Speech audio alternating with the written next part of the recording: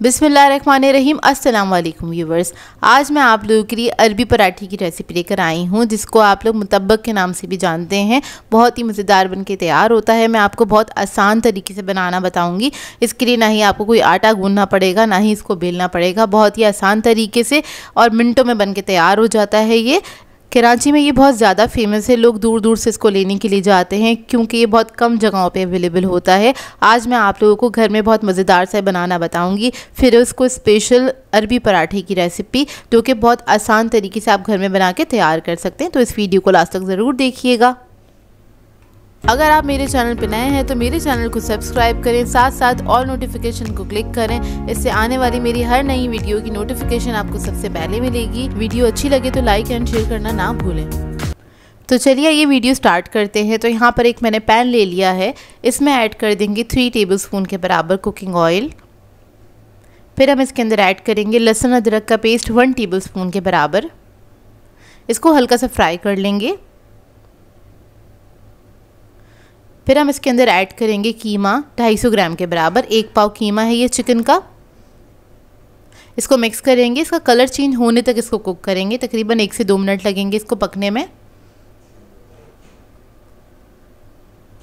जब इसका colour change हो जाएगा फिर हम इसके अंदर कुछ मसाले ऐड करेंगे। तो सबसे पहले मैं ऐड करूँगी लाल मिर्चों का पाउडर 1.5 टीस्पून के बराबर। नमक ऐड करेंगे इसमें 1 टीस्पून। ज़ीरा पाउडर ऐड करेंगे इसमें 1 टीस्पून। काली मिर्चों का पाउडर ऐड करेंगे इसमें 1 टीस्पून।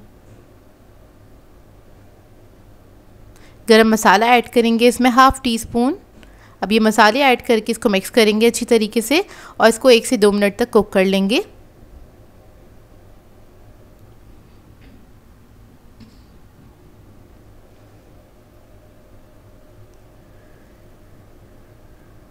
जब मसाला अच्छे से इसके अंदर मिक्स हो जाएगा फिर हम इसके अंदर ऐड करेंगे प्याज आधा कप के बराबर बारीक कटी हुई। और प्याज के साथ आपने इसको पका लेना है, प्याज का कलर चेंज होने तक। ये देखिए प्याज का कलर चेंज हो गया, यानी कि इसका कच्चापन निकल गया है। अब इसके बाद इसके अंदर हम ऐड करेंगे हरा धनिया 1/4 कप के बराबर। हरी प्याज ऐड करेंगे 1/4 कप। टमाटर ऐड करेंगे इसके अंदर आधा कप के बराबर। अब इस सबको मिक्स कर लेंगे अच्छी तरीके से। बस आपने इसको हल्का सा मिक्स करना है। तो ये मज़ेदार सी हमारी फिलिंग रेडी हो गई है। ये देखिए रेडी हो गई है। तो इसको बनाने के लिए हमें चाहिए होगी समोसा शीट या फिर रोल शीट है। अच्छा, ये शीट मैंने बिल्कुल साबुत ली है, मतलब इसको आपको रोटी की फॉर्म में मिलेगी। ये राउंड शेप में मिलेगी। ये आपको इजीली मिल जाएगी। अभी रमज़ान का सीज़न चल रहा है तो इस सीज़न में आपको आसानी से मिल जाएगी किसी भी हलवाई के पास, या फिर जहाँ पे होलसेल शॉप होती हैं समोसा शीट की या रोल शीट की। तो हमें क्या करना है, ये शीट ले लेनी है पूरी और उसके बाद आपने इसको फोल्ड करना है 4 हिस्सों में।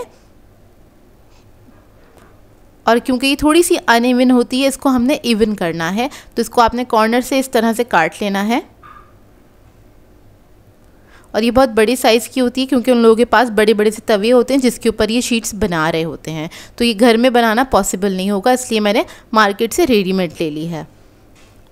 अब इसके बाद हम क्या करेंगे, इसको फैला लेंगे और एक स्क्वायर पीस काट के रख लेंगे, या फिर रोल की जो शीट है वो इसके ऊपर रख देंगे इसको थोड़ा सा सिक्योर करने के लिए।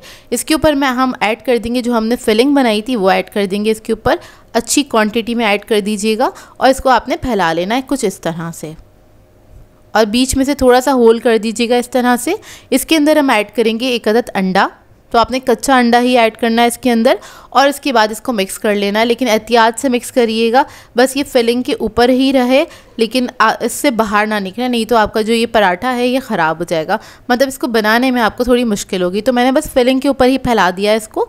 इसके बाद हम इसको कवर कर देंगे कुछ इस तरह से। इधर हमने स्लरी बना ली थी मैदे और पानी की मदद से। इसके साथ हम इसको स्टिक करेंगे। अच्छे से आपने लगा देना है। उसके बाद अपोजिट साइड से हमने इसको इस तरह से पलट देना है, इसे क्लोज़ कर देना ताकि सिक्योर हो जाए। उसके बाद दोबारा से थोड़ी सी स्लरी लगा लेंगे इसके ऊपर इस तरह से, हल्का हल्का सही लगाइएगा। और उसके बाद दोबारा से साइड पे से हमने इसको पलट देना है। बेसिकली इसका एक हमने एनवेलप बनाना है इस तरह से, लेकिन थोड़े बड़े साइज़ का एनवेलप बनता है। अगर आप ये वाली शीट यूज़ कर रहे हैं तो, नहीं तो आप छोटे साइज़ में भी बना सकते हैं। अच्छा, इस शीट का मैंने यूज़ इसलिए किया है क्योंकि इसके अंदर ये पराठा थोड़ा हल्का बन के तैयार होता है और क्रिस्पी बनता है। अगर आप घर में आटा गूंद के बनाएंगे तो वो काफ़ी हैवी बनता है पराठा, और वो खाने में उतना मज़ेदार नहीं लगता है, मतलब आप कह लें प्रोफेशनल टच नहीं आता उसके अंदर। इसलिए मैंने ये वाली शीट का इंतखाब किया था, क्योंकि बहुत सारे लोग बोलेंगे कि ये वाली शीट नहीं मिलेगी, लेकिन आप ढूंढ लीजिएगा, मिल जाएगी आपको आसानी से। अच्छा, अब इसके बाद हमें क्या करना है, इसको शैलो फ्राई करना है और मीडियम फ्लेम पर फ्राई करना है, क्योंकि इसके अंदर हमने कच्चा अंडा ऐड किया है तो वो अच्छे से पक जाना चाहिए। तो इस बात का ख्याल रखिएगा, आपने मीडियम फ्लेम पे इसको फ्राई करना है। एक तरफ जब कलर आ जाएगा इसको टर्न करके दूसरी साइड से आपने इसको फ्राई कर लेना है, और शैलो फ्राई ही करिएगा, डीप फ्राई नहीं करिएगा, नहीं तो इसमें बहुत ज़्यादा ऑयल चला जाएगा अंदर तक, जो कि खाने में मज़ेदार नहीं लगेगा।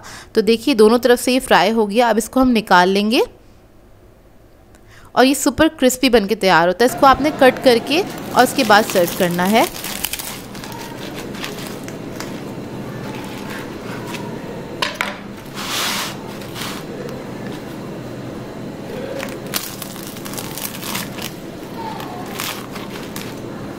तो देखिए कितना क्रिस्पी बनके तैयार हुआ है और बहुत ही मज़ेदार बनता है। इसको बनाना भी बहुत आसान है। आप रमज़ान में या फिर सहरी के टाइम पे, इफ्तार या फिर सहरी के टाइम पे इसको एंजॉय कर सकते हैं। इसकी फिलिंग बना के रख दीजिएगा और इसके बाद आप इसको आराम से बना सकते हैं। बनाने में आपको मुश्किल से 10 मिनट लगेंगे, ज़्यादा टाइम नहीं लगता है। बहुत ही मज़ेदार बनता है। ये बनाने के बाद आपको और कुछ खाने की ज़रूरत नहीं पड़ेगी, क्योंकि ये होता इतना फिलिंग है। इसको खा के आपका पेट भर जाएगा और ये बहुत ही मज़ेदार बनता है। इसको आप घर में ज़रूर बनाइएगा, क्योंकि बाहर से ज़्यादा अच्छा घर में के तैयार होता है, क्योंकि होममेड इज़ द बेस्ट। तो ज़रूर ट्राई कीजिएगा और अपना फीडबैक ज़रूर दीजिएगा।